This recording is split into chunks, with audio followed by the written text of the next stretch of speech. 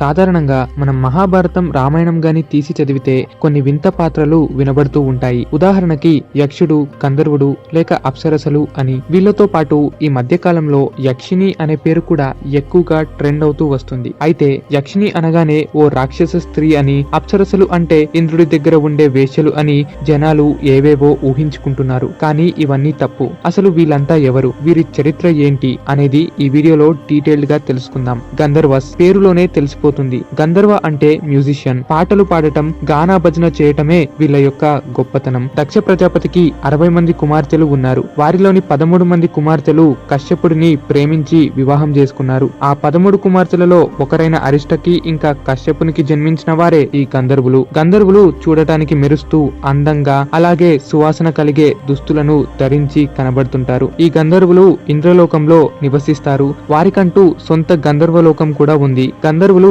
అద్భుతమైన పాటలు పాడితే వారి గానానికి తగ్గ నాట్యం చేసేవారు ఇంద్రలోకపు అప్సరసలు. గంధర్వులు అప్సరసలను వివాహం ఆడేవారు కూడా. అయితే గంధర్వులు గానా భజనలో ఆరితేరిన వాళ్ళు మాత్రమే కాకుండా యుద్ధంలో కూడా భీకరమైన బలాన్ని ప్రదర్శిస్తుంటారు.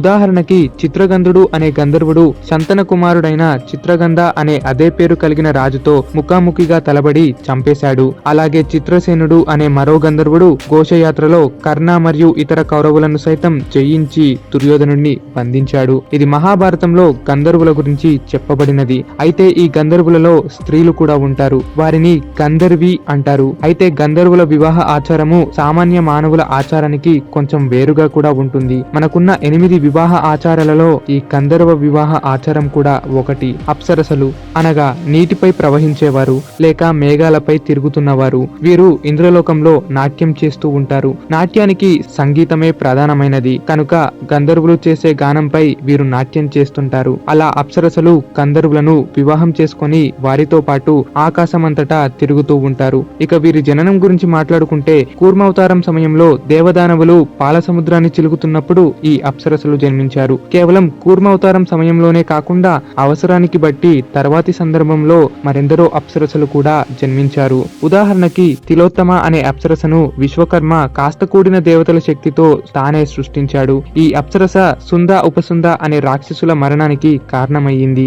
అయితే మనకి తెలిసిన అప్సరసలు రంభ, ఊర్వశి, మీనక వీరు మాత్రమే. అయితే ఈ అప్సరసలు ఎంతో అందంగా ఉంటారు, అద్భుతమైన నాట్యం చేస్తారు అన్నది వాస్తవమే. కానీ వీరు అందరితో కామిస్తారు, మన కోరికలు తీరుస్తారన్నది మాత్రం అబద్ధం. వీరిపై 2 విమర్శలు ఉన్నాయి. ఒకటి, వీరు ఇంద్రుడి వేశ్యలని, రెండవది స్వర్గంలో మానవులతో సంగమిస్తారని. కానీ ఇవి 2 అబద్ధాలే. అప్సరసలు కేవలం ఋషిలో లేక రాక్షసుల తపస్సును అడ్డుకోవడానికి మాత్రమే వారితో సంగమిస్తుంటారు. సాధారణంగా ఒక రాక్షసుడు మహా తపస్సు చేస్తే ప్రకృతికి అల్లకల్లోలం తప్పదు. అలా అని రాక్షసుడి కోరిక తీర్చడానికి బ్రహ్మాది దేవతలు దిగి వస్తే ఖచ్చితంగా ఆ దానవుడు చెడు కోరికలే కోరగలడు. అలా ఆ రాక్షసులు కోరే కోరికల వలన లోకాలు సైతం నాశనం అవ్వగలవు. అందుకే వారి తపస్సుకు భంగం కల్పించడానికి ఇంద్రుడు అప్పుడప్పుడు అప్సరసలను పంపుతుంటాడు. అయితే అప్సరసల కలయికతో ఎందరో మహానుభావులు కూడా జన్మించారు. శాకుంతల జననం కూడా మీనక విశ్వామిత్రుల కలయికతోనే జరిగింది. కాబట్టి అప్సరసలంటే ఆట బొమ్మలు కాదన్నది మనం గమనించవచ్చు. వారు ఎన్నో యుద్ధాలను, వినాశాలను ఆపినవారు, ఎందరో కారణ జన్ములకు తల్లులు. మరైతే ఇంద్రుడు ఎందుకని వీరిని మాత్రమే ఇటువంటి పనులకు పంపుతుంటాడు? ఎందుకంటే అప్సరసలకు వావి, వరస, వివాహమో, పందమో అనేవి ఉండవు. వారు స్వర్గంలో నివసించేవారు కనుక స్వర్గంలోని వారికి భూలోకపు ఆచారాలైతే చెల్లవు. అలా అని ఆచారమును విడిచే నీచపు స్త్రీలైతే కాదు. కానీ లోకనాశనాన్ని రక్షించే స్త్రీలే వీరు. ఒక తపస్సును వినాశనానికి ఆపాలంటే దానికి కారణమైన వ్యక్తిని ఆపాలి. ఈ లోకంలో లస్ట్ ని మించిన డిజైర్ లేదు. కాబట్టి అప్సరసలు మాత్రమే వారిని కామంలోకి నెట్టేసి ఇటువంటి లోక వినాశపు పనులను ఆపగలరు. యక్షులు కశ్యపునికి కసకు కలిగిన సంతానమే ఈ యక్షులు. యక్షులు మగదేవతలు అయితే వీరిలోని ఆడవాళ్ళని యక్షిని అంటారు.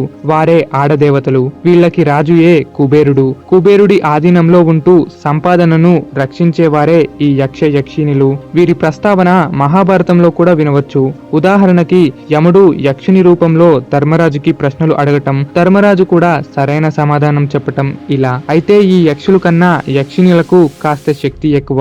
ఉద్దమరేశ్వర తంత్రం అనే పుస్తకంలో ఈ యక్షిని సాధన గురించి కూడా రచించి ఉంటుంది. సకల ఐశ్వర్యాల కోసం యక్షిని సాధన చేస్తుంటారు. కానీ ఈ జనరేషన్ కి ఈ సాధన చెప్పడం అంత మంచిదైతే కాదు. ఎందుకంటే ఆ సాధన అనేది అబద్ధమవితే తప్పుడు వార్త చెప్పినట్టు ఉంటుంది. ఒకవేళ నిజమవితే జనాలు ఆ ప్రయోగంలో మునిగి ప్రాణాలు పోగొట్టుకోవచ్చు. అయితే యక్షిణులు అనగానే దయ్యము భూతము అంటూ మానవులలో ఒక తప్పుడు వార్త ప్రచారంలో ఉంది. నిజానికి వారు దేవతలు. మానవులు ఏది కోరినా వారు ఇవ్వగలరు. కాకపోతే మనం మంచి చూపేంత వరకే వారు ఉండగలరు. చెయ్యి జారితే మన పని అయినట్టే. కిన్నెరలు, వీరి శరీరం సగభాగం పక్షి లేదా గుర్రముతో కలిగి ఉంటుంది. మిగిలిన సగభాగం మానవ రూపంతో ఉంటుంది. వీరు కూడా పాటలు పాడుతూ నాట్యం చేస్తూ తిరిగేవారే. ఆనందంగా గడిపేవారు. కింపురుషులు, వీరు సగం మానవ శరీరంతో మరో సగం గుర్రం యొక్క శరీరంతో కనపడుతుంటారు. అయితే కిం మరియు పురుష, అసలు వీరు మానవులేనా అని అర్థం. కిం పురుష రాజ్యం కూడా ఉంది. ఆ రాజ్యానికి రాజుయే దుర్మపుత్రుడు. పాండవులు రాజసూయ యాగం చేస్తున్నప్పుడు ఈ కిం పురుషుల రాజ్యాన్ని అర్జునుడు ఓడించినట్టు కూడా మహాభారతంలో చెబుతుంటారు. ఈ కిం పురుషుల ప్రస్తావన రామాయణ కథలలో కూడా అప్పుడప్పుడు వినవచ్చు. ఉదాహరణకి రావణుడు ఈ కిం పురుషులను ఓడించాడు అన్న విషయం కూడా ఉంటుంది. ఈ కిం పురుషులు ఏదైనా విద్య గురించి తెలుసుకుంటే దానిని వెంటనే సులభంగా నేర్చుకోగలరు కూడా.